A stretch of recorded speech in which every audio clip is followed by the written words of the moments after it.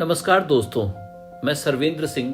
आज हम बात करेंगे एक ऐसी किताब के बारे में जो ह्यूमन हिस्ट्री को बिल्कुल कंटेम्परेरी तरीके से समझाती है। किताब का नाम है sapiens, a brief history of human kind, और इसके ऑथर हैं युवाल नोआ हरारी। ये किताब एक सफ़र है जो हमें इंसानी इतिहास के हजारों साल की यात्रा पर ले जाती है। इस सफ़र में हम देखते हैं कि कैसे एक आम प्राणी होमो सेपियंस दुनिया के सबसे पावरफुल और डोमिनेंट स्पीसीज बन गए। हरारी ने सेपियंस को लिखते वक्त इतिहास को एक अलग नजरिए से देखा है। अक्सर हम इतिहास को तारीखों, राजाओं और युद्ध के रूप में देखते आए हैं, लेकिन हरारी ने इस किताब में इंसान के विकास को समझने के लिए यूनिक अप्रोच लिया है। ये किताब केवल फैक्ट्स नहीं है, बल्कि डीपर क्वेश्चंस पूछती है। हम कैसे ऐसे बन गए, हमारी सोच, हमारी समझ और हमारी दुनिया कैसे इवॉल्व हुई। युवाल नोआ हरारी इजरायली प्रोफेसर हैं। इन्होंने अपनी डॉक्टरेट की उपाधि ऑक्सफोर्ड यूनिवर्सिटी से ली है और उनके रिसर्च का main focus human evolutionary concept पर रहा है। हरारी ने इंटरडिसिप्लिनरी अप्रोच को फॉलो किया है, जिसमें वो हिस्ट्री के साथ साथ साइंस, फिलॉसफी और सोशियोलॉजी का भी इस्तेमाल करते हैं। हरारी एक हिस्टोरियन होने के साथ साथ एक फिलोसोफर भी हैं। इस बुक में हरारी ने केवल पास्ट के अचीवमेंट पर ही फोकस नहीं किया है, बल्कि वो आज के समय के चैलेंजिंग सवालों का भी जवाब ढूंढने की कोशिश करते हैं। जैसा क्या हम आज ज्यादा खुश हैं जितना हम हजारों साल पहले थे? ये सवाल हम अपने आप से भी पूछ सकते हैं कि क्या हम कुछ साल पहले ज्यादा खुश थे, या नई अचीवमेंट्स, नए टेक्नोलॉजी, नए समस्याओं के साथ हम आज ज्यादा खुश हैं? क्या टेक्नोलॉजी और साइंस ने हमारे जीवन पर सही में कुछ अच्छा प्रभाव डाला है, या हमारे जीवन को आसान किया है या नहीं किया है? ये सवाल हमारे लिए भी उतना ही इम्पोर्टेंट है। हरारी ने बुक के माध्यम से ह्यूमन इवोल्यूशन को प्रेजेंट डे को कनेक्ट करने की कोशिश करते हैं और प्रोबेबल फ्यूचर को समझाते हैं, जो कई मायनों में हमें इस किताब के जरिए चीजों को समझने में आसानी मिलेगी और हम इन चीजों को इंटरकनेक्ट कर पाएंगे। इस किताब में 3 बड़े रिवोल्यूशन की बात की गई है और ये तीनों रिवोल्यूशन ह्यूमन इवोल्यूशन को नजर में रखते हुए ही इन्होंने ये कॉन्सेप्ट डेवलप किया है। पहला रिवोल्यूशन जो हरारी ने बताया है वो है कॉग्निटिव रिवोल्यूशन। दूसरा रिवोल्यूशन जो है वो है एग्रीकल्चर रिवोल्यूशन। तीसरा रिवोल्यूशन साइंटिफिक रिवोल्यूशन। इन तीनों रिवोल्यूशन के जरिए वो बताते हैं कि इंसान का विकास कैसे हुआ और हमने कैसे अपनी दुनिया को ट्रांसफॉर्म किया। जब हरारी कॉग्निटिव रिवोल्यूशन की बात करते हैं तो वो समझाते हैं कि कैसे लैंग्वेज और इमेजिनेशन ने हमें बाकी प्राणियों से अलग बनाया है। एग्रीकल्चर रिवोल्यूशन के चैप्टर में वो ये सवाल पेश करते हैं कि क्या खेती ने इंसान की जिंदगी आसान बनाई है, या खेती ने इंसान की जिंदगी में समस्याएं उत्पन्न की है। यह बुक इन्हीं वजह से एक हिस्टोरिकल कम फिलोसफिकल बुक बन जाती है, क्योंकि ये केवल क्वेश्चंस और फैक्ट्स पे ही ध्यान नहीं देती, बल्कि ये उन चीजों को समझने और समझाने की कोशिश करती है। इसी तरह हरारी इस किताब को इंगेजिंग बना देते हैं और आपको लगेगा कि आप एक हिस्ट्री की क्लास में नहीं, जिसमें फैक्ट्स, फिगर पढ़ाए जाते हैं, बल्कि आप एक इंटरेस्टिंग कन्वर्सेशन में हैं। इस किताब का एक न्यू प्रोस्पेक्ट ये भी है कि ये किताब में हमें अपनी यानी होमो सेपियंस की पोजीशन समझने में मदद मिलती है कि हम कैसे इवॉल्व हुए, निएंडरथल मैन से कैसे होमो सेपियंस बने। हम यानी होमो सेपियंस दुनिया के किंग तो बन गए, लेकिन इसके साथ दूसरी स्पीसीज और अपने लिए मुश्किलें भी खड़ी कर दी। शायद हम एक ऐसे रेस में हैं, और ये इंक्लूसिव सस्टेनेबल डेवलपमेंट नहीं है, जिसमें हम अपने लिए तो सब कुछ कर रहे हैं, लेकिन अपनी भविष्य में आने वाली पीढ़ियों के लिए उतना कुछ सोच नहीं रहे हैं, उनके लिए रिसोर्सेज प्रिजर्व नहीं कर रहे हैं। हरारी ने इस रेस में कहा है कि इस रेस में हम महान तो बन गए, महान स्पीसीज का दर्जा तो मिल गया, लेकिन हमने environment, health, peace of mind, कहीं ना कहीं हम इन सब चीजों से खिलवाड़ कर रहे हैं। आइए शुरुआत करते हैं इस बुक में मेंशन्ड कॉग्निटिव रिवोल्यूशन के बारे में, जो कि सबसे इंपॉर्टेंट रिवोल्यूशन है, एक आदमी को आदमी बनने की कहानी का सबसे इंपॉर्टेंट रिवोल्यूशन है। इस रिवोल्यूशन में होमो सेपियंस यानी दुनिया का सबसे पावरफुल स्पीसीज कहे जाने वाले हम को सबसे ज्यादा ताकत दिया। होमो सेपियंस में इमेजिनेशंस और कम्युनिकेशन की वजह से हम एक यूनिक प्राणी बने। हरारी इसे कॉग्निटिव रिवोल्यूशन भी बोलते हैं और यही हमें बाकी स्पीसीज से सुपीरियर बनाती है। आग की खोज इनमें से एक है। इमेजिनेशन की पावर फ्यूचर को प्रेडिक्ट करने की ताकत देती है। इस इमेजिनेशन की बदौलत क्रिएटिविटी से होमो सेपियंस सबसे ताकतवर बने। क्रिएटिविटी से हमने बहुत सारी चीज़ों की निजात की, बहुत सारे इन्वेंशंस किए।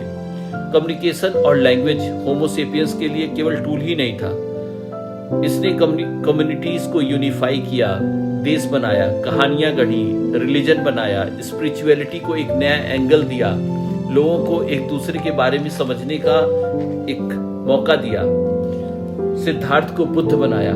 इसी इमेजिनेशन और लैंग्वेज ने भगवान, कानून, समाज की स्थापना की। कॉग्निटिव रिवोल्यूशन होमो सेपियंस की इवोल्यूशनरी जर्नी का सबसे इंपॉर्टेंट माइलस्टोन है। कम्युनिकेशन प्रणाली में आज तक कुछ न कुछ तरक्की हो रही है। कम्युनिकेशन प्रणाली में तरक्की से हम एक दूसरे से और अच्छे से कम्युनिकेट कर पाते हैं। दूसरी भाषाओं को अपनी भाषा में इंटरप्रेट करने की हमारे पास क्षमता है। अगर हम रूस जाते हैं, अगर हम चाइना जाते हैं, तो अगर हमें उनकी भाषा नहीं आती तो हमारे पास ऐसे टूल्स हैं, सॉफ्टवेयर हैं जिससे हम उनकी भाषा को समझ सकते हैं। हरारी ने इसी पे फोकस किया है कि कॉग्निटिव इमेजिनेशन कैसे ह्यूमन इवोल्यूशन यानी होमो सेपियंस के लिए एक इम्पॉर्टेंट टूल बना, जो हमें केवल शक्तिशाली ही नहीं बनाया, हमें सुपीरियर रेस भी बनाया। इमेजिनेशन और लैंग्वेज ने ही हमें पावरफुल बनाया है, लेकिन हरारी ने इस बात को बड़े सिस्टमेटिकली समझाने की कोशिश की है कि इंसान ने इमेजिनेशन और लैंग्वेज के दम पे अपने फिजिकल, सोशल, पॉलिटिकल और टेक्नोलॉजिकल एनवायरनमेंट को कैसे मैनिपुलेट किया है और दूसरे स्पीसीज को डोमिनेट करने की कोशिश कर रहा है। रिसोर्सेज की कंट्रोल करने के लिए हमने वेपन्स बनाए हैं और वो वेपन्स पूरे समाज, पूरे स्पीसीज, न कि केवल होमो सेपियंस बल्कि बाकी जितने भी स्पीसीज हैं दुनिया में, उनके लिए कितनी घातक है। हरारी बताते हैं कि बाकी स्पीसीज अपने बेसिक नीड्स के हिसाब से जीते हैं, लेकिन होमो सेपियंस अपने कॉग्निटिव सुपीरियरिटी की वजह से अपने बेसिक नीड के साथ साथ अपने फ्यूचर को भी सिक्योर करने की कोशिश करते हैं। कॉग्निटिव रिवोल्यूशन के बाद सबसे बड़ा जो टर्निंग पॉइंट आया, जिसको हम बोलते हैं एग्रीकल्चर रिवोल्यूशन। एग्रीकल्चर रिवोल्यूशन हम दुनिया का सबसे बड़ा रिवोल्यूशन है, क्योंकि एग्रीकल्चर रिवोल्यूशन से दुनिया फीड कर रही है, दुनिया खा रही है। ये एक ऐसी रिवोल्यूशन थी जिसने हमारी सोसाइटी का ढांचा ही बदल दिया। और जैसे कि हम जानते हैं कि हम पहले हंटिंग, गैदरिंग, नोमैडिक लाइफ जीते थे, लेकिन एग्रीकल्चर रिवोल्यूशन के बाद ह्यूमो सेपियंस सेटल हो गए। हम ग्रुप्स में एक साथ रहने लगे, हम फूड की तलाश में यहाँ वहाँ भटकने नहीं लगे। हमने अपने इमेजिनेटिव पावर से आग की खोज तो पहले ही कर ली थी, लेकिन साथ में हम एग्रीकल्चर के साथ साथ आसपास और स्पीसीज को डोमेस्टिकेट किए। उनसे हेल्प लेने के साथ साथ हम उनको एग्रीकल्चर में इन्वॉल्व किए और हम धीरे धीरे करके हम परमानेंट छोटी छोटी कम्युनिटीज, सोसाइटीज में सेटल होना शुरू हो गए। और ये परमानेंट सेटलमेंट का जो कॉन्सेप्ट है, अगर इवोल्यूशनरी देखा जाए तो ये एग्रीकल्चर की ही देन है। हरारी कहते हैं एग्रीकल्चर रिवोल्यूशन और अभी तक के एग्रीकल्चर एडवांसमेंट ने एनवायरनमेंट को पूरी तरह से मैनिपुलेट किया है। नो डाउट एग्रीकल्चर रिवोल्यूशन से हमारे पास अच्छा भोजन है, हर तरीके का खाना है और हम इंटरडिसिप्लिनरी अप्रोच और कल्चरल फूड को भी इंजॉय कर रहे हैं। एक दूसरे देश में जाकर के हम उनका खाना इंजॉय करते हैं, लेकिन हम ये भूल जाते हैं कि हमने किस हद तक एग्रीकल्चर को, एनवायरनमेंट को और रिसोर्सेज को मैनिपुलेट किया है। और ये जो कॉन्सेप्ट आया सरप्लस फूड का, जिसको इंसान अपने सिक्योरिटी, प्रोटेक्शन के लिए रखता है कि इन फ्यूचर हम सरप्लस फूड रखेंगे तो हम फूड की तलाश, जो कि हमारी बेसिक नीड है, उसके ही तलाश में नहीं रहेंगे, बल्कि हम सरप्लस फूड होने के साथ हम दूसरे कामों में फोकस कर पाएंगे। हम क्राफ्ट्समैन, टेक्नोलॉजी, हम अपनी टेक्सटाइल इंडस्ट्री, बाकी सब चीज़ों पे फोकस कर पाएंगे। और कहीं ना कहीं हरारी को ये लगता है कि एग्रीकल्चर रिवोल्यूशन से ट्रेड और कॉमर्स एक्टिविटीज़ भी बहुत बढ़ी और एक नया कॉन्सेप्ट डेवलप हुआ करेंसी का। जैसा कि हम पहले भी हिस्ट्री में पढ़े हुए हैं कि पहले बार्टर सिस्टम था कि कुछ सामान के बदले कुछ सामान, लेकिन एक पर्टिकुलर वैल्यू के बदले एक particular exchange in terms of value बहुत ही मुश्किल थी। तो ह्यूमन स्पीसीज ने अपने क्रिएटिविटी, अपनी इमेजिनेशन, अपने लैंग्वेज चैनल से करेंसी का निजात किया। करेंसी पे सबका फेथ था, करेंसी हर चीज को एक्सचेंज करने का एक माध्यम बना, जिससे ट्रेड और कॉमर्स आसान हुए। और ग्लोबलाइजेशन और इन सब चीजों जो हम आज के मॉडर्न टाइम में समझते हैं, ये करेंसी की ही देन है कि ग्लोबलाइजेशन से हम ग्लोबलाइजेशन की तरफ बढ़े, जिसका मतलब होता है everything which is global now present at our village level. इसमें communication like telecommunication, internet communication, इन सब चीजों का भी बहुत रोल है। इन सब चीजों को स्ट्रेंथन किया एग्रीकल्चर ने, क्योंकि हम अपने बेसिक नीड फूड्स से निकल करके, क्योंकि हमारे पास सरप्लस फूड था, तो हम फूड से निकल करके हम अपने एग्रीकल्चर और अदर इकोनॉमिक एक्टिविटीज में इन्वॉल्व हुए, जिससे हम प्रोग्रेस कर पाए और अदर चीजों का डेवलपमेंट हो पाया। हरारी इन चीजों को एक इंटरकनेक्टेड डॉट की तरह देखते हैं कि कॉग्निटिव रिवोल्यूशन से एग्रीकल्चर रिवोल्यूशन, एग्रीकल्चर रिवोल्यूशन से कॉग्निटिव रिवोल्यूशन, कैसे इन चीजों से मिलकर के एक अच्छी सोसाइटी और एक अच्छा समाज बना। लेकिन वो अपनी बुक में होमो सेपियंस में ये जरूर मेंशन करते हैं कि हम बहुत बुरी तरह से इन्वायरमेंट को, रिसोर्सेज को मैनिपुलेट कर रहे हैं। एग्रीकल्चर ने हमें खाना तो दिया, लेकिन इन्हीं इन्वायरमेंटल मैनिपुलेशंस की वजह से बीमारियां बढ़ी, बाढ़ आ रही है, नेचुरल कैलामिटीज, जो आजकल ग्लोबल वार्मिंग हो रही है, मौसम में अचानक से बदलाव आ रहा है, ये सब इन्हीं की वजह से हो रहा है। तो हमें कहीं ना कहीं ये समझना पड़ेगा कि हम ग्रोथ की तरफ तो बढ़ रहे हैं, लेकिन साथ में हमें सस्टेनेबल डेवलपमेंट की तरफ भी ध्यान देना पड़ेगा, जिसमें हमारे साथ साथ आने वाले हमारी जनरेशंस और साथ में जो हमारी आसपास की स्पीसीज हैं उनको भी हम साथ में लेके चलें, उनके भी डेवलपमेंट, उनके भी ग्रोथ, उनके भी एक बेटर जीवन के बारे में ह्यूमन को सोचना चाहिए। और यही हम होमो सेपियंस को एक और महान स्पीसीज बनाएगी। और बुक में इन्होंने जो कार्ल मार्क्स की थ्योरी थी हैव और हैव नॉट्स, उसको भी कहीं न कहीं इन्होंने एक उसको भी बेस बनाते हुए जरूर मेंशन किया है कि एग्रीकल्चर, इकोनॉमिक, ट्रेड, इन सब चीजों की वजह से कहीं न कहीं समाज में इनइक्वालिटी भी बढ़ी है, क्योंकि कुछ लोगों के पास जमीन ज्यादा है, कुछ लोगों के पास कम है, कुछ लोगों के पास नहीं है। तो एक सिस्टम को स्ट्रेटिफाई किया है कि भाई हैव और हैव नॉट्स में बुर्जुआइज एंड प्रोलेटारिएट्स, जो कार्ल मार्क्स ने मेंशन किया था कि how capitalism is going to change the society and how they are having the control over the industry. लेकिन अब इन सब चीजों, एग्रीकल्चर तक तो ये सब चीजें ठीक थी, लेकिन साथ में जैसे ही साइंटिफिक रिवोल्यूशन, जो तीसरा सबसे इंपॉर्टेंट रिवोल्यूशन है साइंटिफिक रिवोल्यूशन, जिसको हरारी ने बहुत ही डिटेल में मेंशन किया है कि कैसे साइंटिफिक रिवोल्यूशन के थ्रू एक रिनेसा आया। रिनेसा मीन्स न्यू बिगनिंग, नई सोच, जिसके वजह से हम अपने फेथ, धर्म और जो पुराने तकियानुसी विचारधाराएं थी उनको हमने कैसे क्वेश्चन किया, और हर एक चीज के लिए हमने लॉजिकल क्वेश्चंस और लॉजिकल आंसर्स की तलाश की। तो साइंटिफिक रिवोल्यूशन हमें एक साइंटिफिक आइडियोलॉजीज तो जरूर देता है, लेकिन साथ में साइंटिफिक रिवोल्यूशन से हमने बहुत सारी मशीन्स, मास प्रोडक्शन स्केल की प्रोडक्शन लाइन सेटअप की, जिसकी वजह से ह्यूमन के पास सब कुछ था, लेकिन उनके पास टाइम की कमी हो गई और वो एक ट्रैप में, एक कैपिटलिस्ट ट्रैप में फंस गए। कैपिटलिस्ट ट्रैप का मतलब हरारी ने एक्सप्लेन किया है कि जो सैलरी आपको मिली, आप उन्हीं कंपनीज, उन्हीं मॉल्स और उन्हीं जगहों पे जाके खर्च कर दिए।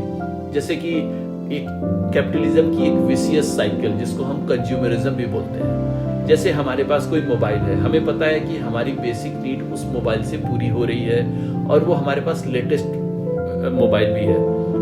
लेकिन होता क्या है कि जैसे ही कोई मोबाइल का दूसरा वर्जन लॉन्च हुआ, उसमें से थोड़ी ही चीज है, लेकिन उसको ऐसे मार्केट में ब्रांड किया गया, पोजीशन किया गया कंपनीज द्वारा। तो हम ये देखते हैं कि हमारे अंदर वो नीड क्रिएट हुई। वो नीड रियल में वो नीड नहीं थी, but it was a artificial need which was created by capitalist companies. तो हम करते क्या है कि उस मोबाइल को हम अपने लिए ऑब्सोलीट या बेकार समझ लेते हैं और हम नए वर्जन की तरफ बढ़ जाते हैं। लेकिन हम अगर रियल में देखेंगे तो उस चीज की नीड ही नहीं है हमें। तो कंज्यूमरिज्म एक मॉडर्निटी और कैपिटलिज्म का सबसे गंदा रूप है जो समाज को एक अलग डायरेक्शन में ले जा रहा है। अगर हम कैपिटलिस्ट सोसाइटी की बात करें तो हर एक चीज बटी हुई है। जैसे किसी के पास बहुत ज्यादा धन है, किसी के पास बिल्कुल भी नहीं है। तो जो सोसाइटी में इनइक्वालिटी का डिवीजन था एग्रीकल्चर टाइम में, वो साइंटिफिक रिवोल्यूशन के बाद कैपिटलिस्ट इकोनॉमी में बहुत ज्यादा वो गैप वाइडन हो गया है। हरारी मेंशन करते हैं कि दुनिया में केवल 8 से 9% लोग दुनिया का 100% वेल्थ और इकोनॉमी पे कंट्रोल करते हैं। बाकी 97% और 95%, 93% इस कैटेगरी में लोग हैं जिनके पास बेसिक नीड पूरा करने के लिए चीजें हैं। जिनके पास जो मिडिल क्लास फैमिलीज हैं उसमें क्या है, कंज्यूमरिज्म की वजह से बहुत सारा पैसा वो अननेसेसरी अपने नीड और वांट को पूरा करने में खत्म कर देते हैं। और साइंटिफिक रिवोल्यूशन में अगर हम कंज्यूमरिज्म और कैपिटलिज्म की बात छोड़ें तो हमारे पास अगर हम देखें कि इनइक्वालिटी जो लॉरेंज कर्व बताती इक्वालिटी का पैराडाइम लॉरेंज कर्व, तो हमारे इंडिया में भी ये गैप वाइडन हुआ है। अब हम साइंटिफिक रिवोल्यूशन में बात करेंगे सबसे इम्पोर्टेंट बायोटेक्नोलॉजिकल रिवोल्यूशन की। बायोटेक्नोलॉजी जो साइंटिफिक रिवोल्यूशन है वो एक बहुत इम्पोर्टेंट रिवोल्यूशन था जिससे हमारी लाइफ बढ़ी। जो लाइफ एक्सपेक्टेंसी जो आज़ादी के समय 35-36 साल थी वो बढ़ के आज की डेट में 71 ईयर्स हो गई है इंडिया के लिए। बायोटेक्नोलॉजी ने हमें वैक्सीन दी, ड्रग दिए, इम्प्लांट दिए, लेकिन बायोटेक्नोलॉजी की वजह से होमो सेपियंस जो हरारी बोलते हैं, हमने स्पीसीज को बहुत बुरी तरह से मैनिपुलेट किया और इवन हम होमो सेपियंस जो हम खुद की चीजें हैं उसको भी मैनिपुलेट कर रहे हैं। No doubt IVF, IUI, genetic treatment, genetic engineering से लोगों का भला हुआ, समाज का उत्थान हो रहा है, लेकिन ये एक बहुत बड़ा जेनेटिक डिवाइड भी क्रिएट कर रहा है। जैसे किसी एक्स पर्सन के पास बहुत सारा पैसा है तो वो जेनेटिकली सुपीरियर होगा एज कंपेयर टू जिसके पास पैसा नहीं है। तो ये डिवीजन एक अननेसेसरी आने वाले टाइम में एक कॉन्फ्लिक्ट या एक समाज में एक डिवाइड पैदा करेगा। उसी प्रकार से आप देखेंगे कम्युनिकेशन चैनल, आजकल AI भी है, सब कुछ है, लेकिन हमारा समाज डिजिटली डिवाइड है। बहुत सारी फैसिलिटीज ग्रास रूट लेवल तक नहीं पहुंच पा रही, जिसकी वजह से एक बहुत बड़ा डिजिटल डिवीजन क्रिएट हो रखा है। हरारी ने होमो सेपियंस के विकास में हर जो संभव चीजें हैं उसको इंटीग्रेट करने की कोशिश की है, लेकिन साथ में वो ये भी समझाते हैं कि हम कैसे इन सब चीजों को एड्रेस कर सकते हैं, कैसे हम capitalism, consumerism, unwanted need, biotechnological divide, और एक उन्होंने जो मेन फोकस किया है वो है सस्टेनेबिलिटी पे। सस्टेनेबिलिटी का मतलब कि भाई हमारे पास भी खाना हो और आने वाली जनरेशंस और आने वाले जनरेशंस के साथ और जो स्पीसीज हैं वो भी एक इंटरकनेक्टेड और एक सुखी माहौल में रह सके। बुक बहुत अच्छे से एक हिस्टोरिकल और फिलोसफिकल पॉइंट ऑफ व्यू को कनेक्ट करती है। बुक की खास बात यह है कि ये एक आपको फिलोसफिकल थॉट देती है। इसमें बहुत सारी फैक्ट्स, फिगर और बहुत सारी चीज़ों को डिस्कस नहीं किया गया है जो आपको कंटेम्प्रेरी लगेगा कि ये जरूर होना चाहिए था, लेकिन जो मेरा मानना है कि हर एक चीज़ को एक फिलोसफिकल और एक थॉट प्रोवोकिंग डीपर क्वेश्चंस को आंसर करने की ज़रूरत है। फैक्ट फिगर्स तो सबके पास हैं, हर दिन हम मोबाइल में, न्यूज़ में हर चीज़ देखते हैं, लेकिन इस बुक को पढ़ने का ये फ़ायदा है कि आप देखेंगे कि हिस्टोरिकली, फिलोसफिकली, सोशली और इकोनॉमिकली हम कैसे डिफरेंट हैं और how we can make a change in our society. तो मैं आपको जरूर रिकमेंड करूंगा कि आप ये किताब पढ़ें और इस किताब से नो डाउट आपको एक समाज, ह्यूमन इवोल्यूशन का एक न्यू पर्सपेक्टिव मिलेगा। बहुत बहुत धन्यवाद और आशा करता हूँ कि आपको पसंद आएगा। Thank you very much.